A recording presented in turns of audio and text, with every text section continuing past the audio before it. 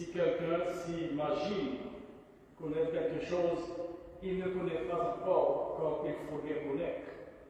Mais si quelqu'un aime Dieu, il est connu de lui.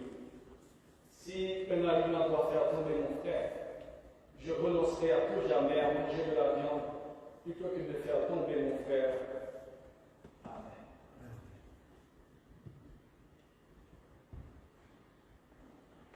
Si je devais choisir un titre ce soir pour mon sermon, je dirais c'est la toute-puissance de l'autorité divine.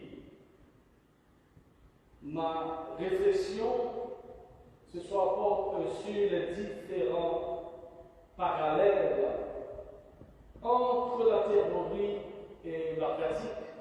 Le pasteur et le théologien en lien avec l'enseignement de Jésus et celui d'esprit de décriment à travers ce récit.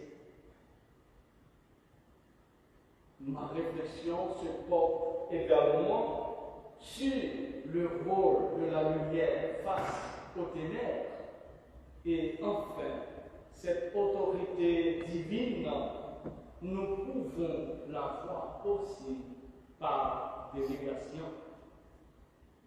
Oui, la théorie et la pratique sont complémentaires et c'est la raison pour laquelle dans certaines filières, c'est obligatoire de faire la théorie et la pratique en même temps et c'est toujours bien de faire les deux. Qu'en est-il d'un théologien et un pasteur? On peut être théologien sans être pasteur, mais l'inverse n'est pas aussi vrai. C'est-à-dire, on ne peut pas être pasteur sans être théologien, sous prétexte que Dieu vous appelle. Bref, mais il faut aller à l'école pour avoir des connaissances, des notions sur la philosophie, la psychologie, l'anthropologie, la sociologie, la communication, j'en passe, etc. Ceci est aussi valable pour n'importe quelle autre profession, par exemple pour un médecin, pour un professeur. C'est à peu près dans cette perspective que l'évangéliste Marc établit un parallèle entre l'enseignement de Jésus et celui des scribes. Les gens qui étaient là dans la synagogue étaient frappés de son enseignement, c'est-à-dire de l'enseignement de Jésus, car Jésus les enseignait en homme qui a autorité et non pas comme les scribes. Jésus, en tant que grand pasteur, enseigne d'une manière tout à fait singulière. Et je dois juste vous rappeler que les scribes n'étaient pas n'importe qui non plus. Ils étaient des savants de la religion juive. C'était des docteurs et professeurs de théologie. Toutefois, Marc ne nous donne pas des détails sur l'enseignement de Jésus, mais tout à coup, dans la synagogue, pendant son enseignement, il était interpellé par un homme possédé, c'est-à-dire qui avait un esprit impur. Bizarrement, la synagogue à l'époque, c'était un endroit où il y avait des gens purs. Que veux-tu, Jésus de Nazareth? Que nous veux-tu? Tu es venu pour nous perdre. Je sais qui tu es. C'est l'esprit impur chez l'homme. Et quel contraste! Jésus reconnu comme Fils de Dieu, parce qu'il est la lumière et le bien. Mais sa présence dérange les ténèbres et le mal.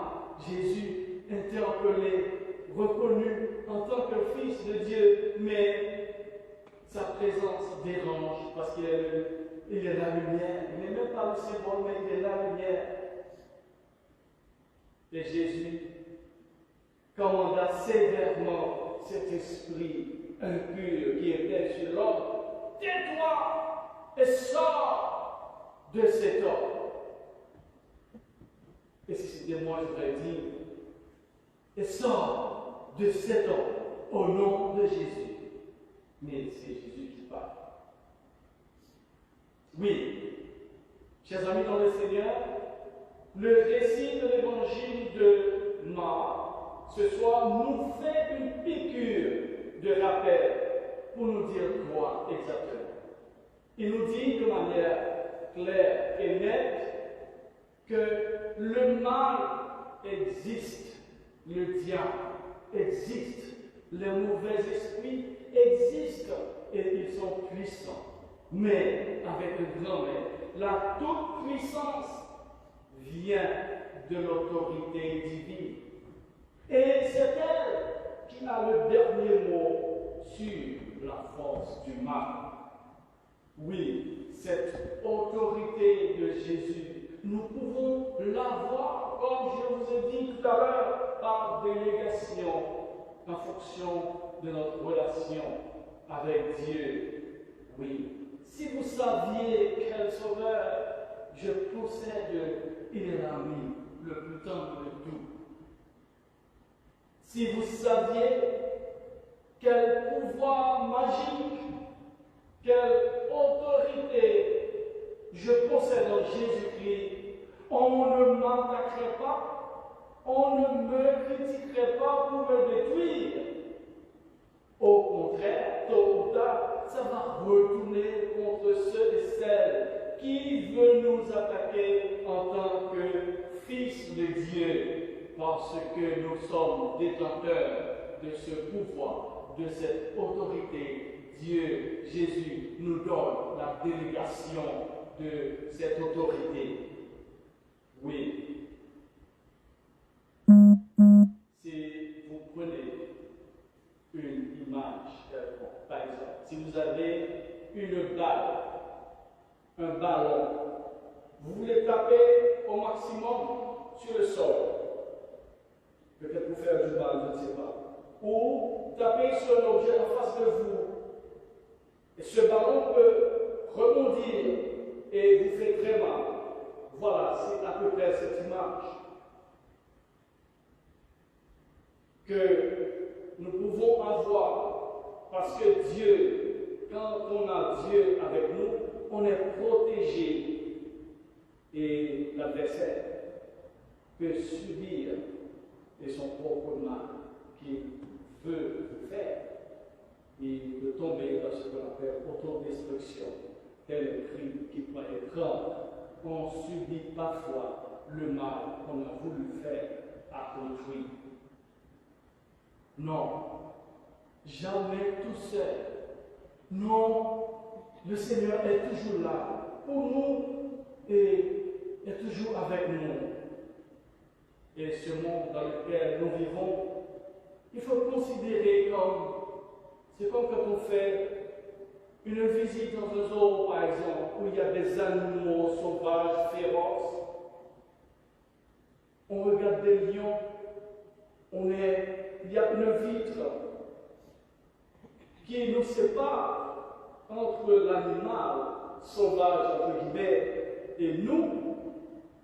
Et n'était-ce pas cette vitre, cette séparation, on serait attaqué, et que pour nous autres aussi chrétiens, dans ce monde-ci, oui, il y a une vitre blindée, invisible, qui nous protège lorsque nous sommes soudés avec le Seigneur. Et cette vitre important, c'est la foi, la prière, la confiance en Dieu. Oui, chers amis dans le Seigneur, pour celles et ceux qui nous regardent à travers les réseaux sociaux, parce que nous avons beaucoup de gens qui nous suivent, qui nous regardent, qui partagent nos vidéos, je m'adresse à vous aussi, face à l'ennemi, dans vos épreuves et dans l'adversité. Dites toujours à Dieu, je sais qui tu es, le Saint de Dieu, viens me sauver et me sauver pour toujours.